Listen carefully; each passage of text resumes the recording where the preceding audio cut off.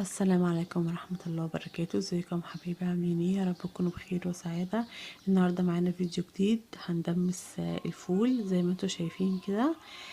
حاجة جميلة جدا شبه فول العربيات، والأحلى كمان انه مش معمول في قدرة، في حلة عادية جدا، يعني هتطلعيه بحلة وبنفس جودة فول العربيات وأحلى كمان. معانا هنا نص كيلو فول، معاه 4 معالق فول مدشوش. ما غسلناه طبعا ونقعناه قبلها بيوم، وصفينا مية النقع من عليه.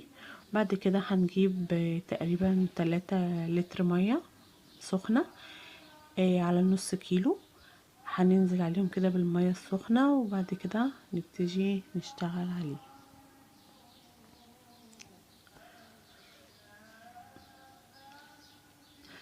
احنا كده خلاص ملينا المية بتاعته،